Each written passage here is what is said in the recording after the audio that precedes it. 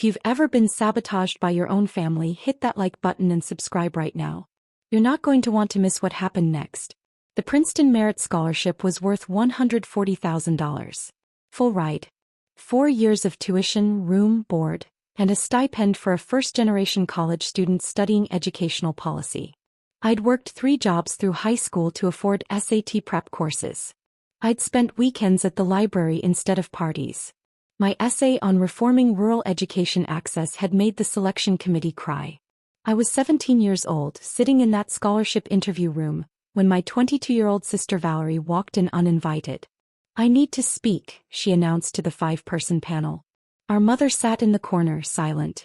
She'd driven us both there but hadn't said a word when Valerie climbed into the car that morning. The scholarship coordinator, Dr. Patricia Morrison, looked confused. "Miss Chen, this is your sister Emma's interview time. I'm here to provide context the committee needs to hear." Valerie had dressed in a blazer I'd never seen before. Her hair was professionally styled. She placed a folder on the table. "My sister is academically talented, yes. But she lacks the maturity and focus for a program of this caliber." My throat closed. I couldn't breathe. "Emma changes her mind constantly," Valerie continued, her voice steady and practiced. "She'd rehearsed this. She wanted to be a doctor last year. A lawyer the year before. She doesn't have the follow-through Princeton requires. I, on the other hand, have already completed 2 years at State University with a 3.9 GPA in education. I'm focused. I'm proven." Dr. Morrison's face hardened. "Miss Chen, your sister applied for the Princeton scholarship. You did not. This is highly irregular. I'm applying now." Valerie slid papers across the table. I brought my transcripts, my recommendation letters, and my proposal for how I'd use this opportunity more effectively. "Emma will waste it on some vague educational policy degree. I'll become a teacher who actually helps students." My mother finally spoke. Valerie has always been more practical. The room spun. I looked at each committee member. Some looked uncomfortable. Others looked angry. But they were listening. They were actually considering it. "I deserve this more than you," Valerie said directly to me. "You'll waste it." I stood up. My legs shook but I kept my voice level. "I understand." I walked out of that room, down the hallway and out to the parking lot. I didn't cry. I didn't scream. I called my guidance counselor, Mr. Howard, who'd helped me with my application. "Emma, how did it go?" "My sister just tried to steal my scholarship interview." Silence. Then, "Stay there. Don't leave. I'm calling Dr. Morrison right now." What I didn't know was that Mr. Howard wasn't just my guidance counselor. He was a Princeton alumnus. He was on the scholarship advisory board. And he was recording every word Valerie had said through the door, because he'd arrived early and heard the commotion. The committee deliberated for 3 hours. Valerie was escorted out by security. My mother left with her, shooting me a look that said I'd humiliated the family. Dr. Morrison called me back in alone. "Miss Chen, we are appalled by what just occurred. Your scholarship is secured. But I need you to understand something." She leaned forward. "Your sister submitted fraudulent documents. The recommendation letters she provided were forged. We've contacted the faculty members whose signatures she used. None of them wrote those letters." My stomach dropped. "What happens to her?" "That's a legal matter now.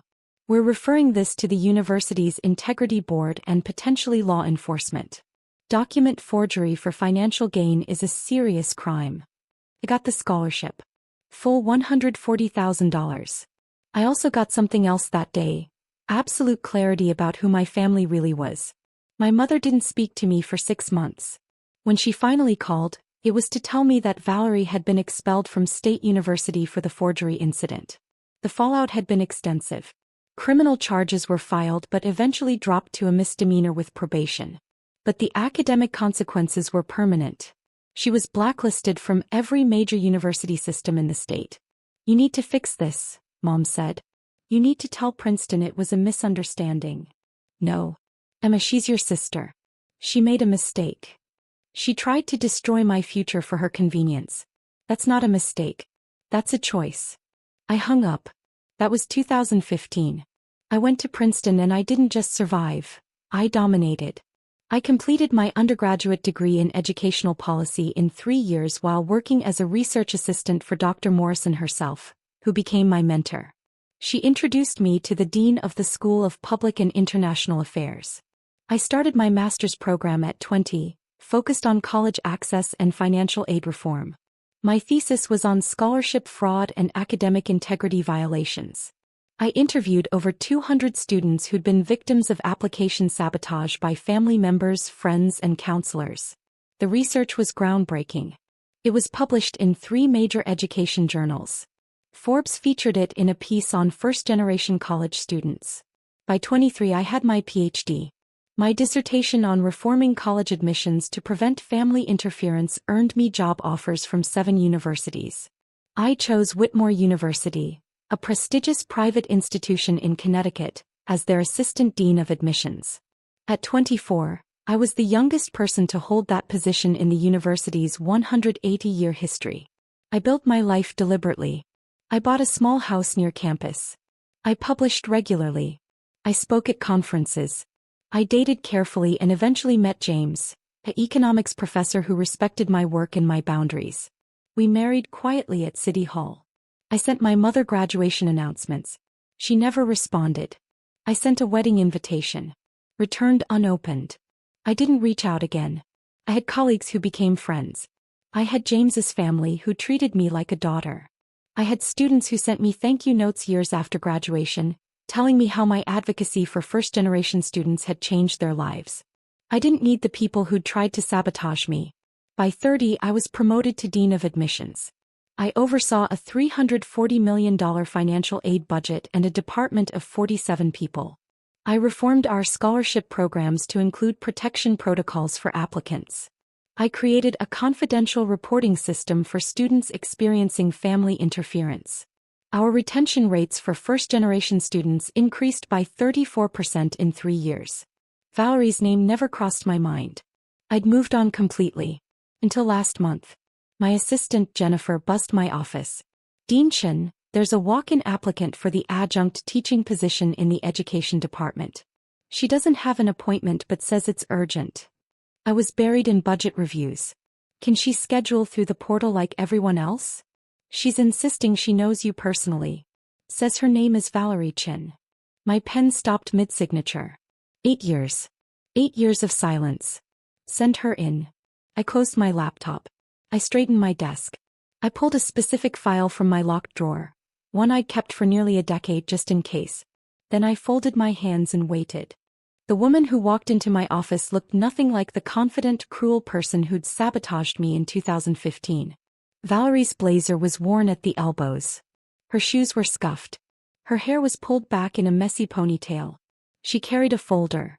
Just one, not the professional portfolio she'd brought to destroy me. Her eyes widened when she saw the nameplate on my desk. Dean Emma Chen, Admissions. Emma. Her voice cracked. I didn't know you worked here. I mean, I knew a Dean Chen, but I didn't think. Sit down, Valerie. She sat. Her hands shook as she placed her folder on my desk. I'm applying for the adjunct position in the education department. Introduction to Teaching Methods. I have my resume, my references. Why Whitmore? She swallowed hard. I've been working as a substitute teacher for 6 years. I have my teaching certificate from an online program. But it's not enough. I can't get a full-time position anywhere without a graduate degree or college-level teaching experience. I'm 33 years old and I'm making $28,000 a year. And you thought applying here was a good idea. I didn't know you were the dean. The job posting just said to submit materials to the admissions office. I've applied to 47 colleges in 3 states. Whitmore was just another application. She leaned forward. Emma, I need this. I'm barely surviving. My loans from state are in default. I'm living in a studio apartment with 2 roommates. I can't afford health insurance. This position would change everything. I opened her folder. Her resume was sparse. Community college courses. Substitute teaching. A gap from 2015 to 2017 labeled personal leave. What happened during this gap? Her face flushed. I was dealing with legal issues. From the Princeton situation. The forgery conviction. It was reduced to a misdemeanor. I completed probation. It shouldn't disqualify me from. It doesn't. I closed her folder. Your criminal record isn't why you won't get this job, Valerie. Hope flickered in her eyes. Then I have a chance? Drop a comment and let me know where you're watching from tonight. I opened my desk drawer. I pulled out a file I'd labeled Princeton Scholarship 2015 Personal Archive. Valerie's face went white. What is that? This, I said calmly, is documentation of what you did 8 years ago. I've kept every piece of evidence. Dr. Morrison's incident report. The security footage of you being escorted out. The forged recommendation letters with handwriting analysis. The scholarship board's official statement. The police report.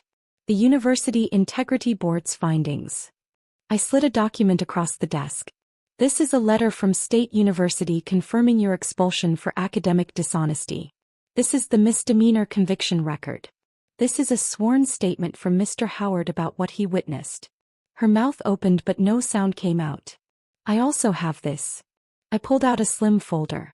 This is my published research on scholarship fraud and family sabotage. Pages 73 through 89 detail a case study. Subject is anonymous but every fact is accurate. Sister attempts to steal scholarship interview. Submits forged documents. Gets caught. Faces criminal charges. Victim goes on to earn PhD and becomes Dean of Admissions. Valerie's hands were shaking so badly her resume slid off the edge of my desk. You wrote about me? I wrote about a pattern of behavior I witnessed and experienced. Your story isn't unique, Valerie. 17% of first-generation scholarship recipients report family interference. What you did was predictable. Almost textbook. I was young. I was stupid. I was jealous. Her voice broke. Emma, I've spent 8 years paying for one mistake. It wasn't a mistake. My voice didn't rise. I didn't need to yell. Mistakes are accidental. You planned this. You rehearsed with Mom. You forged legal documents. You walked into that room intending to destroy my future to benefit yourself. I know. I know what I did. Tears streamed down her face. Don't you think I've suffered enough? I lost everything. My degree. My reputation. Any chance at a real career. I've been punished, Emma. I've been punished for 8 years. And I built a life. I stood up. I went to Princeton. I earned 3 degrees. I became the youngest dean in this university's history. I reformed financial aid systems to protect students from people exactly like you. I married a man who respects me. Have a career I love. Your sabotage didn't break me. It clarified who deserved a place in my life. My office door opened. Jennifer stood there with a security guard and another woman in a sharp suit.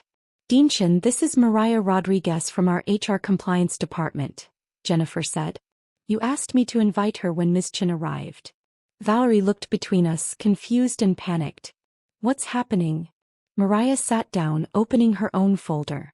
Ms. Chin, I need to inform you that your application for employment at Whitmore University has been flagged during our standard background verification process. What? Why?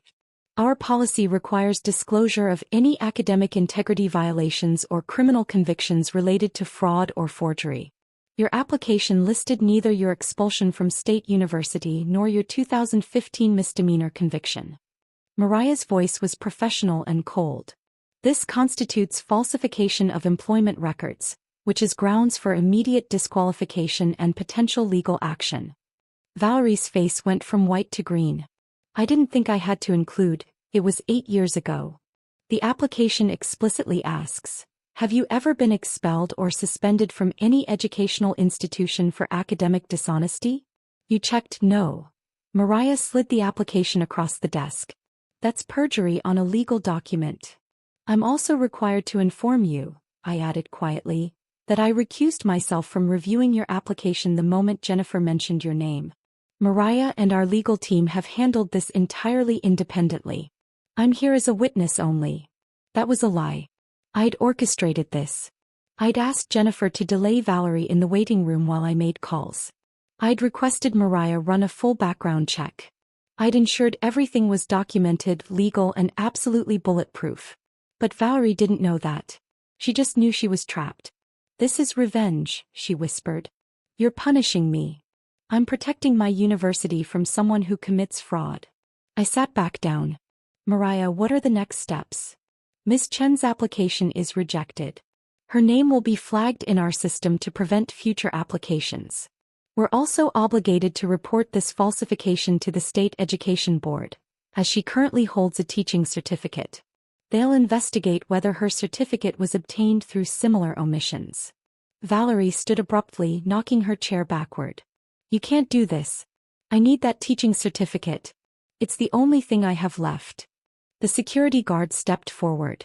Valerie backed away. You did this to yourself, I said. 8 years ago you chose to cheat. Today you chose to lie on an official application. Neither of those decisions involved me. I'm just the person in a position to recognize the pattern. I'm your sister. You stopped being my sister the day you tried to steal my future. Mariah stood. Miss Chen, you need to leave the premises immediately.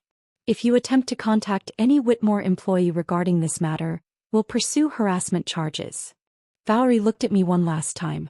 Her face was streaked with mascara. Her whole body trembled. I've lost everything. Doesn't that matter to you at all? I met her eyes. You taught me exactly how much I was worth to you. I just raised my price. Security escorted her out. The door closed. Mariah turned to me. Dinshin, I need to ask. Did you know she would falsify her application? I suspected. People who commit fraud once often do it again. It's documented in my research. I handed her my published study. Page 112. Recidivism rates among academic fraudsters. Mariah smiled slightly. You're terrifyingly thorough. I'm a dean. It's my job. That evening I went home to James. He poured me wine while I sat at our kitchen table staring at nothing. How did it go? He asked gently. Exactly as predicted. I took a sip. She lied on her application. She's blacklisted. Her teaching certificate is under investigation. She left crying. How do you feel? I thought about it. Empty. Not satisfied. Not guilty. Just empty. James sat beside me. You didn't cause this, Emma. You just didn't prevent it. I could have warned her. I could have told her we do thorough background checks. I could have given her a chance to withdraw her application. Would she have warned you before she walked into that scholarship interview? The question sat between us. We both knew the answer. My phone buzzed. My mother. I hadn't heard from her in 8 years. The text read, Valerie told me what you did. How dare you ruin her life again? She's your sister. You're a vindictive, heartless person. I'm ashamed I raised you. I stared at the message. Then I typed back, you didn't raise me. Princeton did. Dr. Morrison did. People who believed I deserved opportunities one earned. You enabled someone who committed fraud against your own daughter. That's who should be ashamed. I blocked her number. Then I blocked Valerie's. James squeezed my hand. You okay? Yeah. I was surprised to realize I meant it. I'm done carrying their weight. Hit that subscribe button if you've ever had to set boundaries with toxic family, because what happened next proved I'd made the right choice. 3 days later, Jennifer forwarded me an email. The State Education Board had opened a formal investigation into Valerie's teaching certificate. Apparently, her application for certification had also omitted her expulsion and conviction. She checked no on the same question. Have you ever been dismissed from any educational institution for academic dishonesty? Her certificate was suspended pending investigation. Every school district in the state was notified. She lost her substitute teaching positions immediately. 1 week after that, I received a certified letter from a law firm. Valerie was suing me for intentional interference with employment prospects and abuse of administrative power. I handed it to Whitmore's general counsel. He read it, laughed, and filed a motion to dismiss. Dean Chen, you recused yourself from her application review. You followed every protocol. Her employment rejection was based entirely on her own false statements. This lawsuit won't survive summary judgment. He was right. The suit was dismissed within 30 days. Valerie was ordered to pay Whitmore's legal fees. $8,400 she definitely didn't have. But the lawsuit triggered something else. The publicity. Local education blogs picked up the story. Applicant sues dean after fraudulent application exposed. They didn't name Valerie, but they detailed the case. My published research was cited. Journalists started investigating. Within 2 months, 3 major news outlets had covered the story of scholarship fraud and family sabotage. My research was featured on NPR. I was invited to testify before a congressional subcommittee on education reform. The attention led to funding. A $2.3 million grant from the Department of Education to create a national reporting database for scholarship interference. Whitmore was chosen to host the program. I hired 5 new staff members. We built partnerships with 180 universities across 40 states. We created protection protocols, legal resources, and counseling services for students experiencing family sabotage.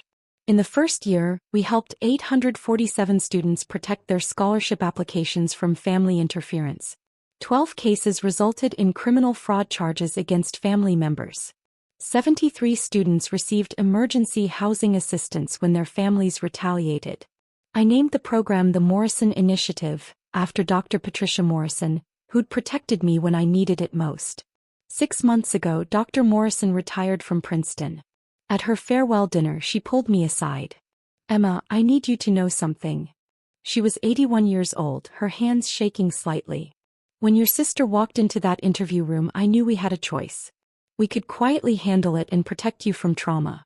Or we could document everything and give you weapons you might need later. You knew I'd need the documentation. I knew people who sabotage once often do it again.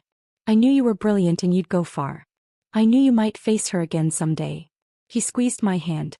"I'm so proud of who you've become.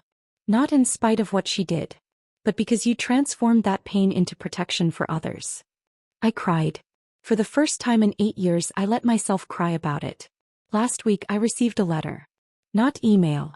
An actual handwritten letter, forwarded through 7 addresses before reaching me. It was from Valerie. "Emma, I know you won't read this. I know I don't deserve your attention. But I need to write it anyway. I've spent 8 years making excuses.